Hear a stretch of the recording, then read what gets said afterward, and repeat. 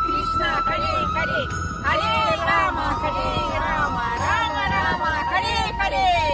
कैसे रूस सनातनी रंग में रंगता जा रहा है? क्या सच में रूस का सबसे छोटा धर्म सनातन सबसे बड़ा धर्म बनने जा रहा है? क्यों रूस की जनता सनातनी रंग में रंगती हुई नजर आ रही है? भगवत गीता के 5 श्लोक, भजन, माथे पर कुमकुम और धोती कुर्ता कैसे रूसी लोग अपनाते हुए नजर आ रहे हैं? क्यों रूस की सरकार ने भगवत गीता को एक भड़काऊ ग्रंथ बताया? क्यों सनातनी होने के जुर्म में 2 लोगों को जेल के सलाखों के पीछे डाल दिया गया? रूस का पहला हिंदू नाम क्या था? रूस में हिंदुत्व कैसे खत्म हुआ और कैसे जन्म लेता नजर आ रहा है? इसकी वजह क्या है, आइए जानने की कोशिश करते हैं।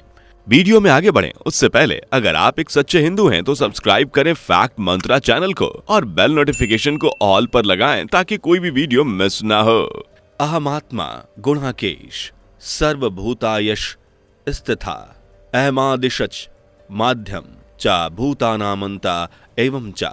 भगवत गीता के 10वें अध्याय के 20वें नंबर के श्लोक में श्री कृष्ण ने कहा है कि संसार के समस्त प्राणियों की आत्मा मैं ही हूं, मैं ही सबका आदि हूं, मैं ही मध्य हूं और मैं ही अंत हूं। कृष्ण ने न सिर्फ लोगों को जीने का सलीका बताया है, बल्कि श्री कृष्ण ने भगवत गीता के उपदेशों में लोगों को धर्म की राह से जोड़ा भी है। इसका हर एक उपदेश जीवन में बड़ा बदलाव ला सकता है, अधर्मी को धार्मिक बना सकता है, शत्रु को प्रेम का पाठ पढ़ा सकता है और कई लोगों के जीवन में खुशहाली लाने का मूल मंत्र भी इन्हीं उपदेशों को माना जा सकता है। वैसे तो हिंदू धर्म में 108 उपनिषद, 18 पुराण, कई महाकाव्य और महाग्रंथ मौजूद हैं, लेकिन जिस ग्रंथ ने सबसे ज्यादा प्रभावित किया है वो भगवत गीता है। लेकिन कुछ गैर धार्मिक लोगों ने इस पर सवाल भी खड़े किए और इसे एक ऐसी किताब कहा जिसने युद्ध को प्रेरित किया। अधर्मियों ने इस किताब को बैन तक करने की मांग की और ऐसा करने वाला देश कोई और नहीं बल्कि रूस ही था, जिसने भगवत गीता के लिए न सिर्फ अपशब्द का इस्तेमाल किया बल्कि सनातनियों के साथ भी काफी दुर्व्यवहार किया। उनकी संख्या रूस में कम होने के कारण उन्हें अपमानित किया गया, उन्हें अकेला समझकर दबाया गया। जबकि हिंदू धर्म में सभी धर्मों को सम्मान दिया जाता है, सभी को ईश्वर की संतान मानकर सबके साथ प्यार से पेश आया जाता है, लेकिन दूसरे धर्म में ये मेल भाव की भावना देखने को नहीं मिलती, बल्कि दूसरे धर्म के लोग तो हिंदुओं को काफिर कहकर बुलाते हैं और अपनी किताबों पर, उनके रीति रिवाजों पर उंगलियां तक उठाते हैं। लेकिन वो कहते हैं ना, जीत हमेशा सच की होती है। यही वजह है कि सनातन का नामो निशान मिटाने वाले आज खुद सनातन की बढ़ती लहर को देखकर हैरान हैं। सनातन को ना तो मुगल मिटा पाए ना ही ब्रिटिशर्स। आज भी सनातन धर्म के चाहने वाले लोगों की संख्या करोड़ों में है और जिन देशों में कभी हिंदू धर्म को तुच्छ नजरों से देखा जाता था, आज वही देश इसे अपना रहे हैं। जैसे आप अमेरिका को ही ले लीजिए, जहां लोग सड़कों पर राम नाम जपते, ढोलक की थाप पर नाचते गाते नजर आते हैं। वही दूसरा उदाहरण है रूस, जहां साल 2012 में सिर्फ 2,40,000 हिंदू रहते थे। 2015 में यह संख्या बढ़कर हो गई है 3 लाख और आज के समय में रूस में तेजी से बढ़ने वाला धर्म हिंदू ही माना जा रहा है, जिसके अनुयायियों की संख्या धीरे धीरे बढ़ती जा रही है। ये वही देश है जिसने भगवत गीता को बैन करने की बात कही थी, बल्कि आपको जानकर हैरानी होगी कि यह मामला कोर्ट तक भी जा पहुंचा था। साथ ही संसद में भी इस मुद्दे को लेकर गहन चर्चा हुई। दरअसल 1980 के दशक में भक्ति वेदांत स्वामी प्रभुपाद के मार्गदर्शन में इनके अनुयायी हरे कृष्णा मिशन के जरिए रूस के भगवत गीता का प्रचार कर रहे थे।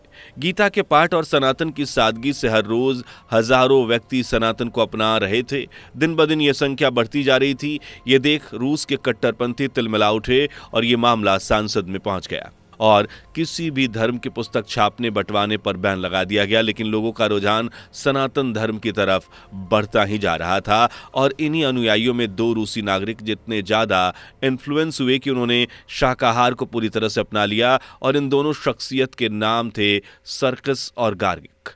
ये दोनों ही काफी अच्छे दोस्त थे और जब इन्होंने भगवत गीता को पढ़ा तो इन्हें अपने जीवन में एक बड़ा बदलाव देखने को मिला। इसलिए उन्होंने पूरी तरह से हिंदू धर्म को अपना लिया और हर रोज लोगों को सनातन के मार्ग पर लाने के लिए भगवत गीता बांटने लगे। बस फिर क्या था, रूसी पुलिस ने इसे एक जुर्म की तरह मानकर इन्हें गिरफ्तार कर लिया। पुलिस चाहती थी कि ये दोनों हिंदू धर्म को त्याग दें, लेकिन सर्कस और गर्गिक ने ऐसा नहीं किया, जिसके बाद इन्हें काफी कुछ सहना भी पड़ा। पुलिस ने इन पर काफी अत्याचार किए।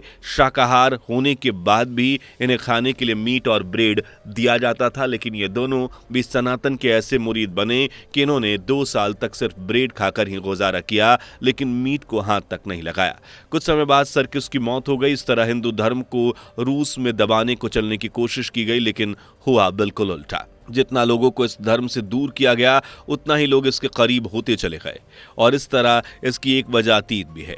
जी हाँ, बताया जाता है कि सदियों पहले जब कुछ नहीं था, तब सिर्फ हिंदू धर्म और इसको मानने वाले लोग ही मौजूद थे। उस समय हिंदुओं की संख्या 700 करोड़ से भी ज्यादा थी। ऑस्ट्रेलिया, अरब, रूस और यहाँ तक कि अफ्रीका में भी हिंदू रहते थे। रूस इतना धार्मिक देश था कि आज जिस रूस को हम रूस के नाम से जानते हैं, उसका हिंदू नाम भी हुआ करता था। लेकिन खुद इसे रूस आज भुला बैठा है। जहां रूस को पहले ऋषांगाह के नाम से पुकारा जाता था, जिसका मतलब होता है ऋषियों के रहने की जगह। सोचिए, जब नाम में ही इतनी पवित्रता और धार्मिकता झलक दिखती है, तो रूस में कितना हिंदुत्व का बोलबाला होगा। एक समय यहाँ पर खूब पूजा पाठ की जाती थी, लेकिन जैसे जैसे समय बदला, दूसरे धर्म के लोगों का यहाँ बसेरा हुआ, सनातन दबता चला गया। और एक समय ऐसा भी आया जब दूसरे धर्म निखरने लगे और सनातन के लोग और सनातन धर्म आंखों से ओझल हो गया। लेकिन आज फिर अतीत लौट आया है। आज रूस हिंदू देश बनने की राह पर चल पड़ा है, जिसकी नींव कहीं ना कहीं आप 1988 को मान सकते हैं। दरअसल इस साल Moscow council of religious affairs में कृष्ण कॉन्सियसनेस को रजिस्टर किया गया था, जिसके बाद रूस ने भी भगवत गीता को कानूनी रूप से मान्यता दे दी।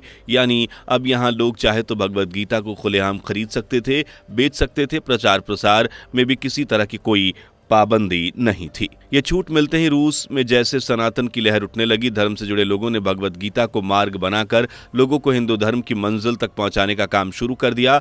भगवत गीता के उपदेशों को लोगों ने मन में, जीवन में उतार लिया। फिर आया 1991, जब रूसी सरकार ने एक बड़ा फैसला लिया। दरअसल इस दौरान सरकार ने देश में मंदिर और कल्चरल साइट्स बनाने के लिए प्रस्ताव पास किया। इसके लिए जमीन देने की बात कही गई। जमीन की बात जैसे ही दूसरे धर्म के लोगों को कानों में पहुंची, विरोध प्रदर्शन शुरू हो गए। और प्रदर्शनकारियों में सबसे आगे खड़ा था the bishop council of Orthodox church के लोग।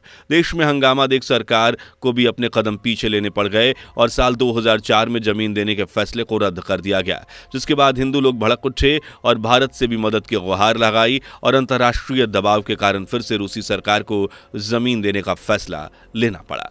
साल 2011 में रूसी सरकार ने भगवत गीता पर बैन लगा दिया, जिसके खिलाफ भारत सरकार ने भी संसद में इस पर चर्चा की और फिर से अंतर्राष्ट्रीय दबाव के चलते साल 2012 में रूस की सरकार ने गीता से प्रतिबंध हटा दिया।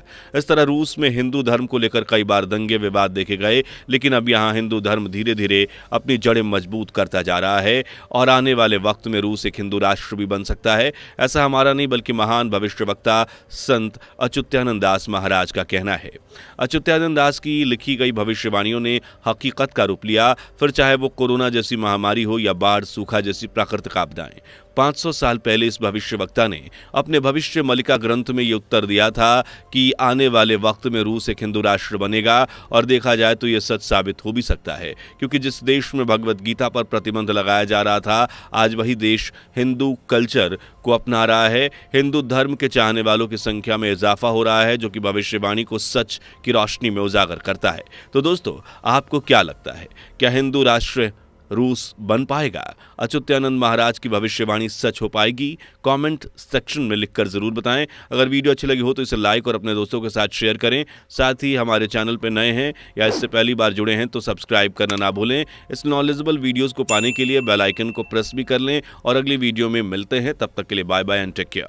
दोस्तों, आपकी स्क्रीन पर 2 और वीडियो दिख रही हैं, जिसे देखने के लिए आप स्क्रीन पर क्लिक करें। दोनों देखिएगा, बहुत अच्छी वीडियो बनी है।